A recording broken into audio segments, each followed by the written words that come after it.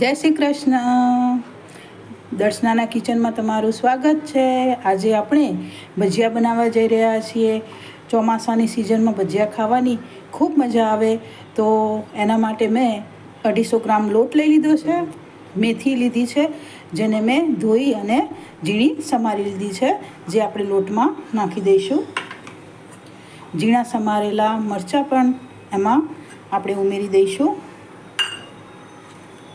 ડુંગળી લીધી છે, એને પણ મેં ઝીણી સમારી અને અંદર આપણે એડ કરી દઈશું. અજમો લીધો છે, જે ચપટી અજમો છે, જેને આપણે હાથથી મસળી અને લોટમાં ઉમેરી દઈશું.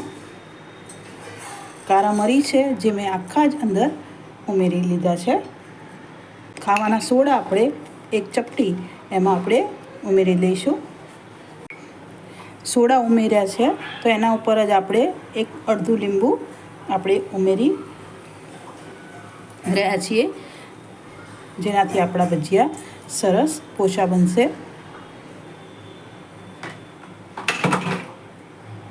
ઘરના મસાલામાં આપણે થોડું મરચું, ધાણા જીરું પાવડર અને ચપટી હળદર નાખી અને આપણે લોટમાં સરસ રીતે એને ભેળવી દઈશું.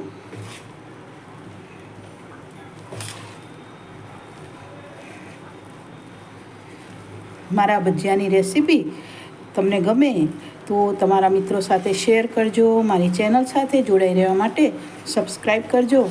ભજીયા માટેનું ખીરું તૈયાર થઈ ગયું છે. આપણે એને 10 મિનિટ માટે ઢાંકીને મૂકી દઈશું. આપણું ખીરું તૈયાર થઈ ગયું છે. એમાં તેલ જે ગરમ કર્યું છે એમાંથી જ 2 ચમચા તેલ હું ખીરામાં ઉમેરી અને એને સરસ રીતે હલાવી દઈશ. હવે આપણે તેલ ગરમ થઈ ગયું છે, ભજીયા ઉતારી લઈએ. એના માટે હું પહેલાં પાણીવાળો હાથ કરી લઈશ અને પછી જ એનાથી જ ખીરુંમાંથી ભજીયા આપણે બનાવીશું.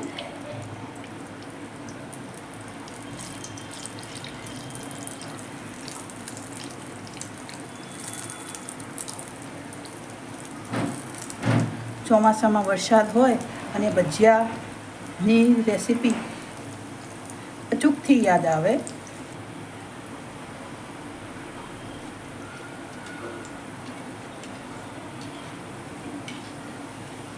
જોઈ શકો છો કે એકદમ સરસ ફૂલીને ભજીયા આપણા તૈયાર થઈ રહ્યા છે.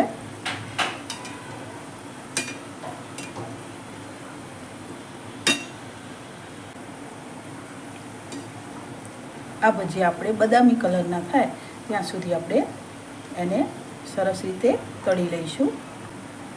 ગેસની જે આંચ છે મધ્યમ જ રાખી છે, જેથી આપણા ભજીયા અંદરથી કાચા ન રહી જાય. આપણા ભજીયા બનીને તૈયાર થઈ ગયા છે.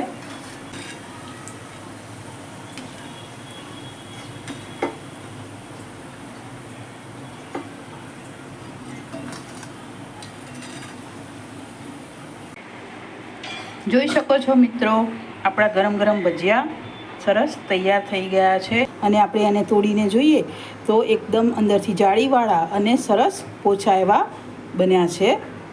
તો તમને મારી આ ભજીયાની રેસીપી ગમી હોય તો લાઈક કરજો, તમારા મિત્રો સાથે શેર કરજો અને મારી ચેનલ સાથે જોડાઈ રહેવા માટે સબસ્ક્રાઈબ કરજો.